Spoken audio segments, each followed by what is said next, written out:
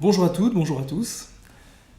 Voilà, ce qu'on m'a demandé de faire aujourd'hui, c'est de présenter un peu un état de la concertation sociale, de voir un peu aussi comment elle a évolué au cours des dernières décennies et de voir un peu quelles conclusions on peut tirer à partir de là sur les tendances que l'on peut observer au sein de la concertation sociale. Alors, je commencerai par poser en quelque sorte les bases de la concertation sociale. Qu'est-ce qui, disons, quelles sont les grandes lignes qui ressortent de l'observation de la concertation sociale? Pour qu'on puisse avoir une concertation sociale véritable, une concertation sociale vivante, active, qui produise des résultats, je pense qu'il faut réunir 5 conditions. La première, c'est la reconnaissance mutuelle des acteurs.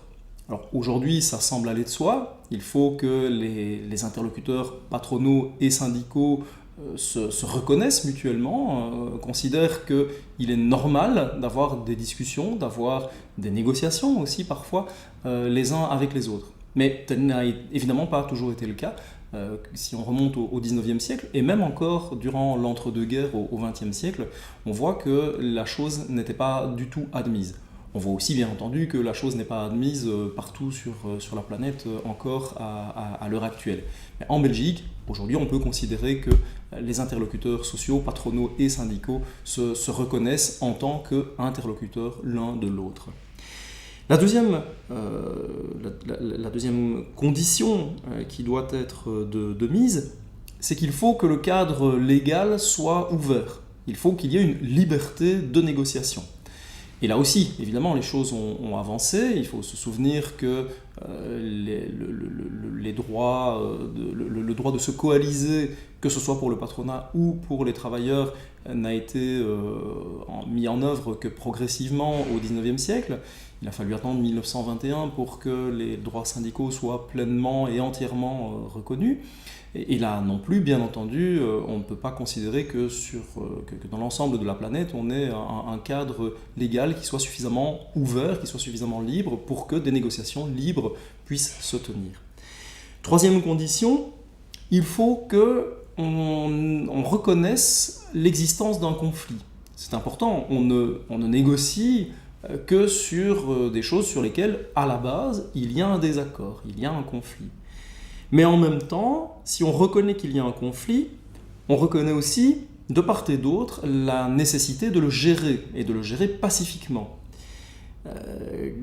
Et le gérer pacifiquement comment? Eh bien, par la zone d'intérêt commun, si on veut, la zone d'entente, que les uns et les autres peuvent dégager, peuvent cerner au cours de la négociation. Et donc, à partir du moment où on constate qu'il y a un désaccord, il y a aussi la nécessité d'identifier ces zones, d'identifier les zones qui sont celles qui vont rendre possible éventuellement un accord qui doit pouvoir satisfaire les différentes parties. Quatrième condition, il faut que le rapport de force entre les parties ne soit pas trop déséquilibré. Si une partie est en mesure d'écraser l'autre, eh bien, elle n'a pas de raison de vouloir négocier avec elle. La concertation sociale implique qu'on ait un rapport de force qui puisse ne pas être égal, bien entendu, mais qui ne soit pas trop déséquilibré, faute de quoi les uns estimeront que ça ne sert à rien de négocier parce qu'ils ont perdu d'avance, ou bien les autres estimeront qu'il n'est pas nécessaire de négocier parce qu'ils pourront faire fi en quelque sorte de leur adversaire et ne le considéreront pas comme un interlocuteur avec lequel il est possible et souhaitable de négocier. Enfin, cinquième condition, il est nécessaire que l'État soit valide. On parle souvent en matière de concertation sociale de l'État jouant un rôle de notaire, en quelque sorte, qui entérine le produit de la concertation sociale entre les interlocuteurs sociaux, que ce soit dans une entreprise, que ce soit au niveau sectoriel ou que ce soit au niveau interprofessionnel. État qui, par exemple, va donner une force légale à une convention collective de travail par un arrêté royal. Donc il faut que l'État valide, ou même, parfois c'est le cas aussi, que l'État intervienne pour favoriser, joue un rôle de facilitateur en quelque sorte, dans la négociation, dans la concertation sociale, que ce soit en mettant des moyens humains à la disposition des partis, par exemple dans le cadre des commissions paritaires avec les fonctionnaires du service public fédéral emploi, travail et concertation sociale, ou bien que ce soit à travers la libération en quelque sorte de moyens financiers, comme on le voit régulièrement dans les négociations interprofessionnelles, avec l'État qui met des moyens sur la table, l'enveloppe bien-être ou bien des réductions de cotisations de sécurité sociale ou de fiscalité par exemple. Ces 5 aspects sont, me semble-t-il, les conditions nécessaires à une concertation sociale effective et qui puisse produire des résultats. Alors concrètement, comment est-ce que ces négociations sociales, cette concertation sociale a évolué ? Je vais essayer ici de tracer les choses à grands traits, sans entrer véritablement dans les détails, mais en caractérisant un certain nombre de périodes que l'on peut déceler. Il y a d'abord évidemment la mise en place du système, la construction. Alors elle s'étend bien entendu déjà au XIXe siècle où elle trouve ses racines. 1906 est une date importante puisque c'est la date à laquelle on considère qu'a été conclue la première convention collective de travail dans le cadre, pour terminer un conflit social majeur dans le bassin textile verviétois. C'est là, en 1906, donc, qu'a été signée la première convention collective de travail entre les patrons du secteur et du bassin verviétois et les représentants des travailleurs, avec cette étape importante de reconnaissance mutuelle des uns et des autres, les uns reconnaissant l'autorité du patronat et les autres reconnaissant le fait qu'il est utile, nécessaire de négocier avec des représentants des travailleurs et non pas chaque patron avec un travailleur isolément de manière séparée dans son entreprise. Cette conclusion de convention collective de travail va se répéter, va se multiplier. On va voir apparaître après la Première Guerre mondiale une série de commissions paritaires et puis la Deuxième Guerre mondiale va voir à la fin, avant même la libération, la conclusion entre des représentants patronaux et syndicaux d'un projet d'accord de solidarité sociale qu'on qualifie parfois, peut-être un peu erronément, de pacte social, donc en 1944. Pacte social, comme on l'a appelé, je préfère parler de projet d'accord car il n'a jamais été vraiment ratifié par les partis, il n'aura pas été soumis non plus. Projet d'accord de solidarité sociale, donc, qui a 2 grands volets. Un qui est de mettre en place, d'intégrer plus exactement les assurances sociales qui existaient déjà et donc de mettre en place le système obligatoire et généralisé de sécurité sociale pour les travailleurs salariés. Et l'autre volet qui est d'établir des relations collectives de travail à différents niveaux. Et on va voir dans la foulée être mis en place toute une série d'instruments ou mise en place toute une série de structures, les délégations syndicales, le Conseil central de l'économie, le Conseil national du travail, etc., etc. Et puis, on arrive à finalement une mise en place d'un système pyramidal qui va vraiment se concrétiser en 1960 avec le premier accord interprofessionnel. À l'époque, on parlait d'accord de programmation sociale, qui vient en quelque sorte coiffer un système pyramidal avec des négociations ou de la consultation, selon les cas, au niveau des entreprises, au niveau des secteurs, et puis à partir de 1960, des accords interprofessionnels qui couvrent donc l'ensemble du secteur privé. De 1960 à 1975, ce système va fonctionner relativement bien, avec donc cette reconnaissance mutuelle des acteurs et la reconnaissance de l'importance des interlocuteurs sociaux dans la société.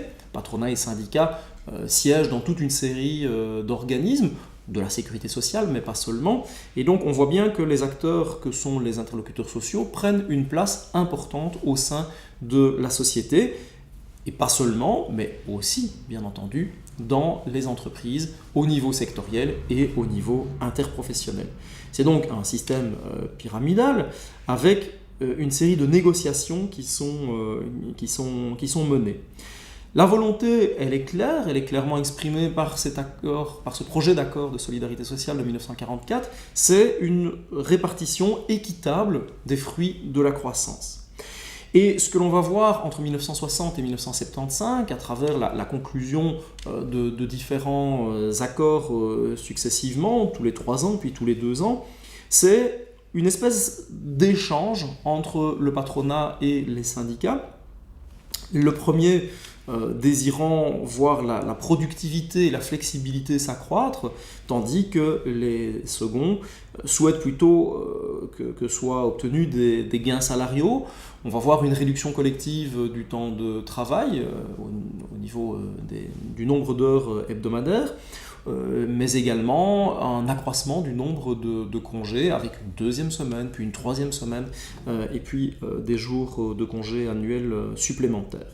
Et dans ce cadre, on peut effectivement constater que l'objectif d'amélioration de répartition des richesses qui sous-tend en quelque sorte le projet d'accord de 1944 est effectivement bien réalisé, bien rencontré, avec le concours du patronat et des syndicats, les uns et les autres y trouvant évidemment leur compte, dans ce sens que la productivité des entreprises belges est particulièrement performante, elle est reconnue sur le plan international, alors que par ailleurs les syndicats constatent que la situation des travailleurs qu'ils représentent est également en amélioration. On observe une première rupture entre 1975 et 1986. Donc, 1975, on a un accord qui est signé. En 1977, on devrait se remettre autour de la table pour conclure un nouvel accord. Tel ne sera pas le cas. Pourquoi est-ce qu'on a cette rupture pendant une dizaine d'années à peu près ? D'abord parce qu'il y a moins de fruits à répartir. Donc la répartition équitable des fruits de la croissance est rendue plus difficile parce qu'il y a moins de grains à moudre, il y a moins de choses à se mettre sous la dent, et donc la répartition est également plus difficile. On assiste aussi, c'est très clair, à des transformations de l'économie, des transformations des processus de production et des évolutions très importantes aussi dans la gestion du personnel. Ça va se voir déjà dans les années 70, encore plus dans les années 80 et les années qui suivent. Sur le plan du contexte global, économique, qu'il soit international ou qu'il soit proprement belge, on voit le chômage augmenter. En 1975, on passe entre janvier et décembre de 100 000 à 170 000 chômeurs complets indemnisés.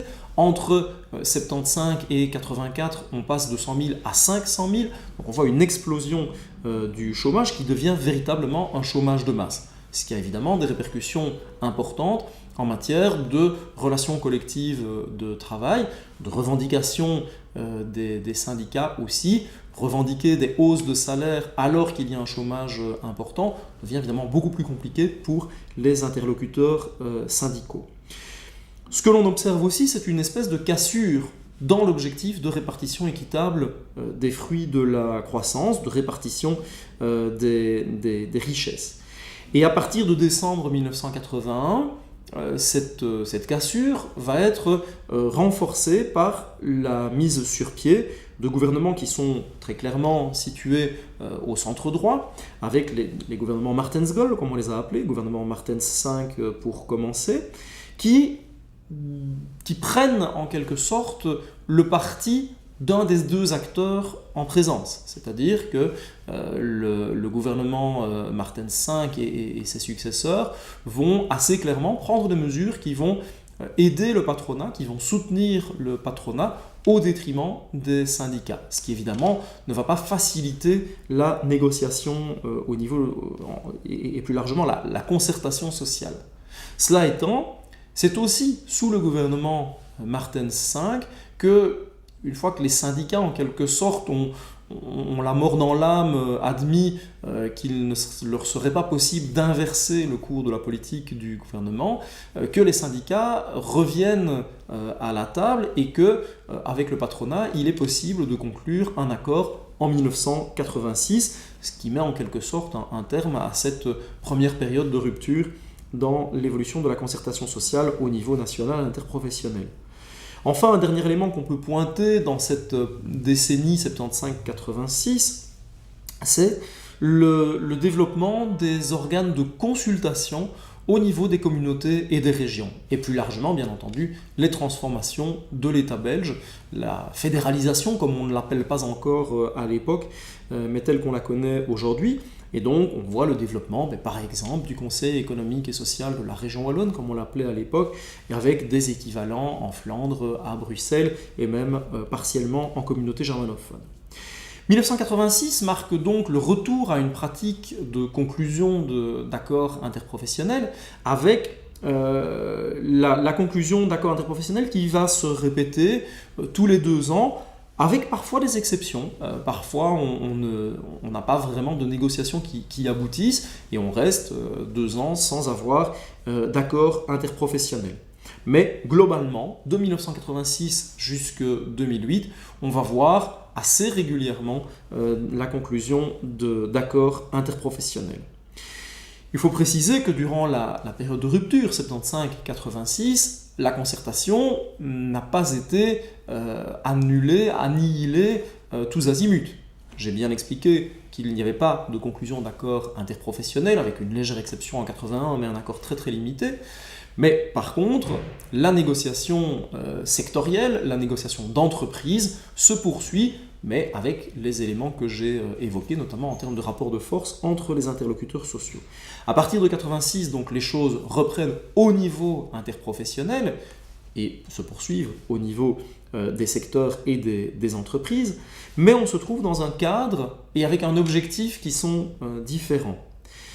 En effet, ce n'est plus la répartition équitable des fruits de la croissance qui prime, qui est l'objectif principal, mais l'objectif principal est devenu l'objectif de la compétitivité des entreprises. Et donc là, on voit très clairement un glissement dans les objectifs et un glissement dans les discours. Si on compare le préambule du dernier accord interprofessionnel, donc conclu en 1975, et puis ceux qui vont être conclus en 86 et dans les années qui suivent, on voit très très clairement ce glissement de l'objectif de répartition des fruits de la croissance à un objectif de restauration de la compétitivité des entreprises. Le cadre légal, lui aussi, va évoluer et va contraindre assez fortement l'évolution salariale. Et on va voir que c'est de plus en plus le cas. Donc le cadre légal évolue à partir de 1989 et encore plus avec la fameuse loi de 1996. Mais on voit aussi que ce cadre légal et l'évolution des salaires de manière plus générale vont aussi être touchés de plus en plus fort par l'évolution des règles et des objectifs au niveau européen. Des objectifs en matière budgétaire, au niveau décrété au niveau européen et mis en œuvre au niveau étatique, et les objectifs aussi en matière de modération salariale qui clairement sont déterminés au niveau européen et mis en œuvre au niveau des États nationaux.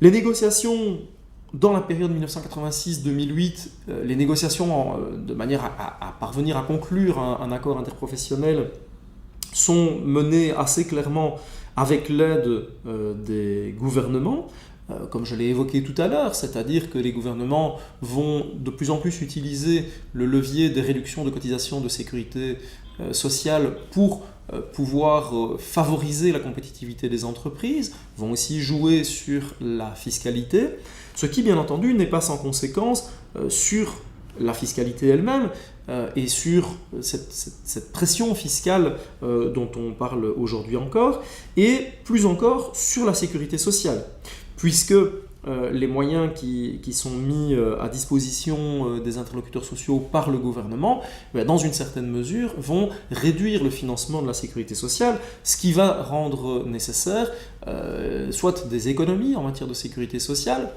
ce que contestent en partie les syndicats, soit vont contraindre à trouver un financement alternatif, mais on peut revenir alors sur la question de la fiscalité et de la répartition des impôts, qui là aussi tend bien souvent les relations entre les interlocuteurs sociaux, patronat et syndicats, n'ayant pas les mêmes visions. 2008 n'est évidemment pas une date choisie au hasard. puisque 2008 est le moment où on voit la conclusion d'un dernier accord interprofessionnel, et encore un accord interprofessionnel qui est relativement particulier. Il a d'ailleurs été qualifié comme tel par les interlocuteurs sociaux qui ont préféré parler d'accord exceptionnel. Accord exceptionnel à différents égards, puisque la marge salariale qui était négociée était très restreinte, et en plus elle était exprimée en montant net, une augmentation de 125 € en 2009 au maximum et de 250 € en 2010, qui devait notamment passer par l'augmentation des chèques repas par exemple, ou par les éco-chèques. On est dans un accord donc exceptionnel, et exceptionnel aussi par la manière dont il a été conclu, c'est-à-dire que syndicats et patronats ont fourbi leurs armes dans une période qui économiquement était encore relativement bonne, relativement prospère, au printemps 2008, mais quand ils entrent en négociation, à l'automne 2008, eh bien, on est exactement au moment où Lehman Brothers vient de se casser la figure aux États-Unis, et ce 15 septembre 2008 est souvent considéré comme un peu le point de départ, la date de déclenchement de la crise financière et bancaire, qui ensuite va donner lieu à une crise des dettes publiques, etc. Et donc, 2008 est une année assez particulière, puisqu'on a un accord, et c'est le dernier de cette période, 86-2008, mais c'est un accord qui déjà est acquis dans des conditions qui, tout le monde le voit bien, sont de plus en plus difficiles, de plus en plus délicates.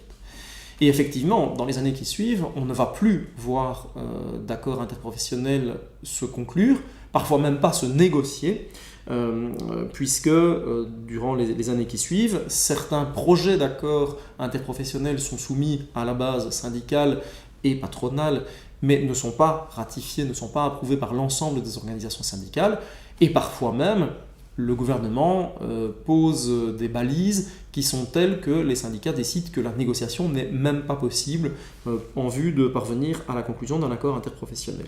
Et donc on a une deuxième période de rupture qui va durer quasiment jusqu'à aujourd'hui, jusqu'à 2015 disons. Rupture, alors elle présente un certain nombre de similitudes avec la première période de rupture, 1986-2008.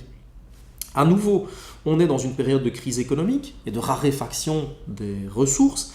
En tout cas, au départ, on va voir que certains secteurs vont plus vite retrouver des marges disponibles, de la croissance, etc. Mais disons que dans l'ensemble, au début de cette période, il est assez clair que les marges disponibles sont devenues très très limitées. À nouveau, on voit bien qu'il y a une rupture sur l'objectif des interlocuteurs sociaux, et une opposition entre les thèses des employeurs qui promeuvent la compétitivité et l'assouplissement des règles et la modération salariale, et des thèses syndicales, les syndicats demandant une relance par la consommation et le renforcement de la protection sociale. Donc on sent bien que les uns et les autres ne sont absolument pas sur la même longueur d'onde, ce qui ne facilite bien entendu pas la conclusion d'accords. À nouveau également, on assiste à des mutations économiques et sociales, on peut même parler de mutations sociétales importantes. On commence à citer beaucoup l'ubérisation de l'économie. Ce n'est pas le seul aspect, mais on voit bien qu'il y a là des modifications très importantes qui sont en cours, tout comme on avait pu en observer, pas les mêmes, dans la période 86-2008. Le chômage est toujours élevé. On a toujours affaire en Belgique à un chômage de masse, particulièrement à Bruxelles et en Wallonie, dans une moindre mesure en Flandre, mais même en Flandre, on ne peut pas dire qu'on soit aujourd'hui tombé à un chômage frictionnel dans l'ensemble de la région flamande en tout cas. Mais si ce chômage reste élevé, en même temps, on a un peu pris l'habitude de vivre avec un tel volant de chômage, que ce soit du côté des employeurs, que ce soit du côté des syndicats, que ce soit du côté du monde politique. Et la réduction du chômage n'est en soi plus vraiment un objectif prioritaire au niveau politique. Cette remarque ne vaut d'ailleurs pas uniquement pour la Belgique, on peut l'observer un peu partout en Europe. Depuis octobre 2014, on se retrouve dans une configuration où on a un gouvernement de nouveau de centre droit, le gouvernement de Charles Michel, qui a donné fortement l'impression aux interlocuteurs sociaux, en particulier évidemment du côté syndical, de prendre parti pour les thèses adverses, pour les thèses patronales, qui mènent des réformes importantes, notamment en matière de fiscalité ou de sécurité sociale. Et en même temps, on retrouve le même type de relation que durant les premières années du gouvernement Martens V, c'est-à-dire qu'après des conflits sociaux importants, cette fois-ci en front commun syndical, alors que dans les années 80, 84, 85, c'était surtout, voire quasi uniquement la FGTB qui était dans la rue. Mais après cette période de mouvements sociaux importantes, on voit un retour en quelque sorte à la table des négociations, à la table de la concertation sociale, qui va finir par déboucher sur un projet d'accord en 2015 que, à nouveau, la FGTB ne peut pas accepter, ne peut pas ratifier, parce que, notamment, il avalise en quelque sorte, ou en tout cas, il ne dit mot du saut d'index voulu par le gouvernement. Mais en 2017, par contre, le 11 janvier 2017, les interlocuteurs sociaux rassemblés au sein du groupe des 10 parviennent à un projet d'accord qui, lui, va passer la rampe et qui donc garantit des augmentations de salaire, mais des augmentations de salaire qui vont être suffisamment limitées pour être admissibles par les interlocuteurs patronaux. Durant cette période 2010-2015, donc deuxième période de rupture, on voit aussi une remise en question du rôle des interlocuteurs sociaux, avec, cela dit, des différences régionales importantes. C'est un mouvement qui est sans doute plus marqué en Flandre que ce que l'on peut voir en Wallonie ou à Bruxelles, par exemple. Ce qu'on voit aussi très clairement dans cette dernière période, et bien entendu c'est un mouvement qui est antérieur à cette période de rupture 2008-2015, c'est de l'importance à nouveau des balises européennes, de la contrainte européenne dans une certaine mesure, contrainte sur les budgets, sur l'évolution des salaires aussi, et sur les réformes de protection sociale. Les deux étant d'ailleurs assez souvent liés, puisque bien souvent le gouvernement belge, comme d'autres gouvernements d'ailleurs en Europe, lorsqu'il décide de reporter le retour à l'équilibre budgétaire d'une année par exemple, de plusieurs années, le fait en même temps en donnant des gages en quelque sorte aux institutions européennes et en particulier à la Commission, et donc souvent va essayer de montrer qu'il réforme le marché de l'emploi ou les protections sociales, de manière à ce que la Commission européenne, d'une certaine manière, soit contentée sur un aspect, même si elle ne peut pas l'être sur un autre tableau, à savoir celui du retour à l'équilibre. Enfin, on note dans ces années 2008-2015, ou plus exactement 2010-2015, la période où il n'y a pas d'accord interprofessionnel à proprement parler, une évolution du rôle, de la fonction en quelque sorte qui est tenue par l'acteur gouvernemental. On passe d'un acteur gouvernemental qui va vraiment mettre des moyens sur la table pour favoriser la négociation. On l'a encore vu en 2008 dans cette négociation très particulière et qui finalement va déboucher sur l'accord exceptionnel que j'ai évoqué, à un gouvernement qui ne peut guère agir. En 2010, le gouvernement, le terme 2, est en affaires courantes et dès lors ne peut pas mobiliser les moyens pour mettre à disposition des négociateurs patronaux et syndicaux à l'automne 2010. Un acteur gouvernemental relativement démuni, donc dans un premier temps, qui va ensuite devenir un acteur gouvernemental plus interventionniste. Et en novembre 2012, à la Chambre, Élodie Roupeau, alors Premier ministre, demande, ce sont ces termes, il invite les partenaires sociaux à ne pas négocier d'augmentation de salaire autres que celles qui sont prévues légalement, c'est-à-dire les hausses barémiques et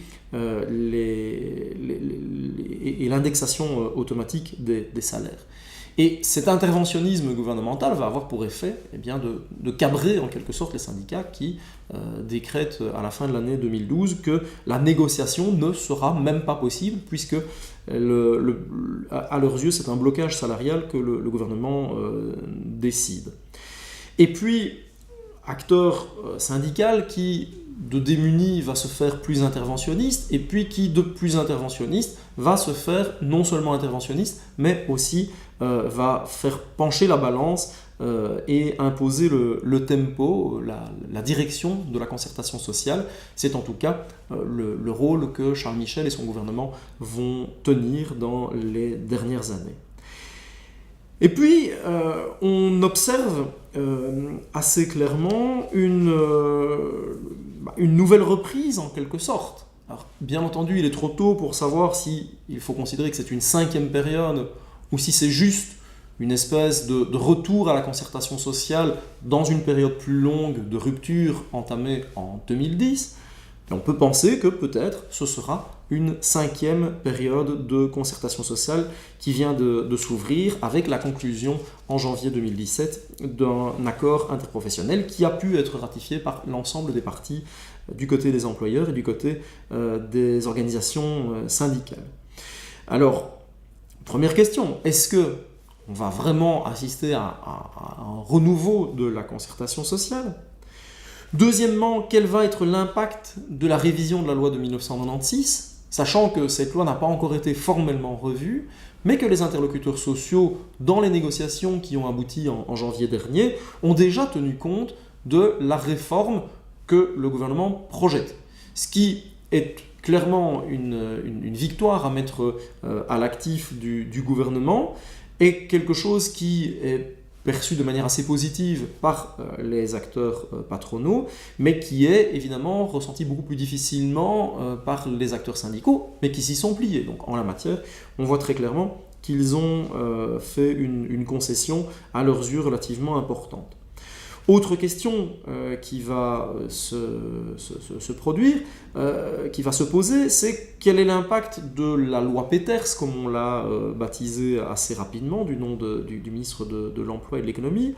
Quel sera l'impact de la loi Peters sur la flexibilité et sur l'organisation dans l'entreprise, avec évidemment les avantages en matière de flexibilisation du travail que les employeurs ont pu mettre en avant, et avec les inconvénients, peut-être, ce sera à voir concrètement, qui pourraient apparaître.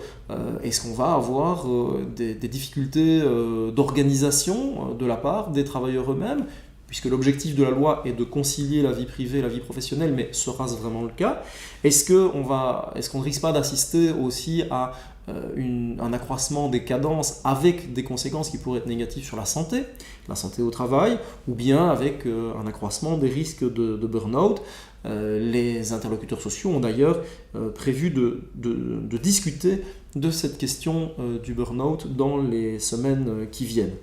Et éventuellement, est-ce qu'on ne va pas aussi assister à des mouvements de contestation de la part des travailleurs au sein même des entreprises, estimant que le rythme que l'on veut leur imposer par moment, sur la base de l'annualisation du temps de travail, n'est pas un rythme qui est admissible ou supportable pour les organismes. Enfin, un autre type de question va se poser, c'est celui qui a trait à l'impact de l'ubérisation de l'économie que j'évoquais tout à l'heure. Quelle réglementation est-ce qu'on va voir se développer? Y en aura-t-il, tout simplement? Quelles vont être les conséquences aussi de ce développement de l'économie sur le financement de la sécurité sociale, par exemple, qui est aussi un enjeu qui généralement tient beaucoup à cœur les interlocuteurs sociaux.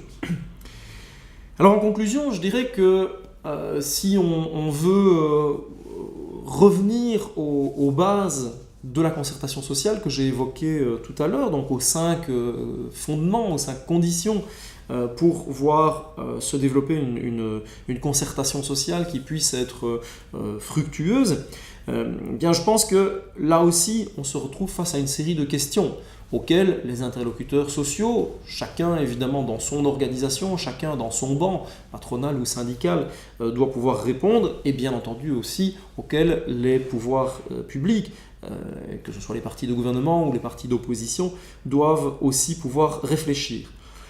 Premièrement, quelle est encore la volonté des acteurs de travailler ensemble? Est-ce que les acteurs de la concertation sociale veulent encore faire quelque chose ensemble? Et à partir de là aussi, quelle est leur légitimité interne?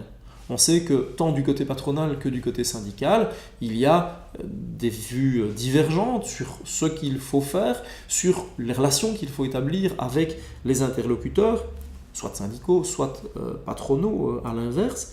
Et donc, quelle est la légitimité interne et comment est-ce que ceux qui souhaitent mener la concertation sociale peuvent amener leurs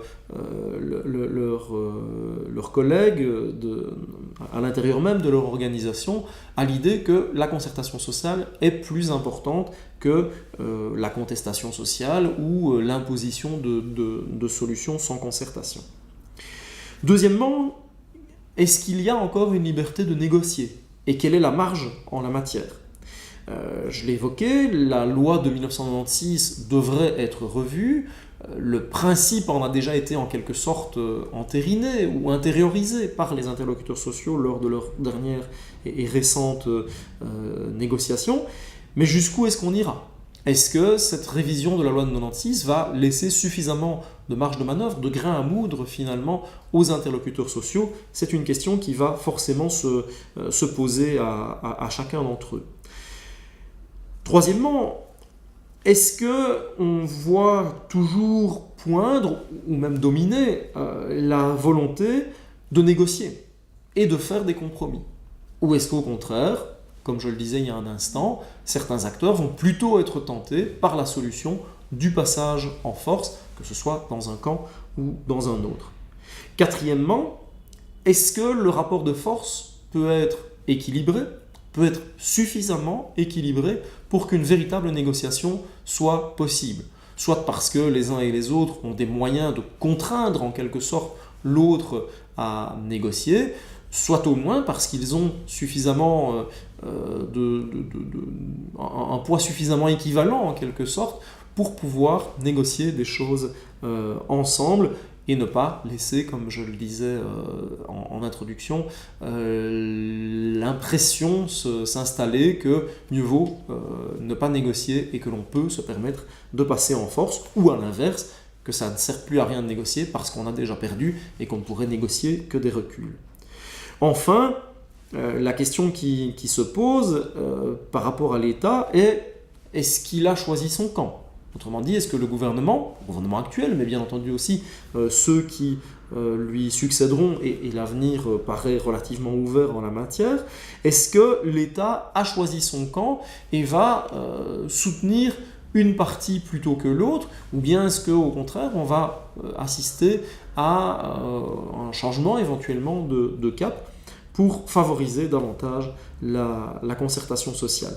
Sachant bien entendu que la concertation sociale nationale interprofessionnelle, la concertation à la belge, comme on l'appelle souvent, est importante aux yeux de certains acteurs, mais par contre, un élément problématique aux yeux d'autres acteurs. C'est ainsi que, au niveau de la NVA, on pourrait être tenté de se dire: si la négociation interprofessionnelle échoue, si la concertation sociale à la belge devient une histoire ancienne en quelque sorte, on aura réussi un peu plus à miner les fondements de l'État belge. Donc je pense que là, il y a toute une série de questions qui se posent, et que donc c'est aussi de la réponse à ces différentes questions que naîtra, que c'est de là que dépend finalement l'avenir de la concertation sociale.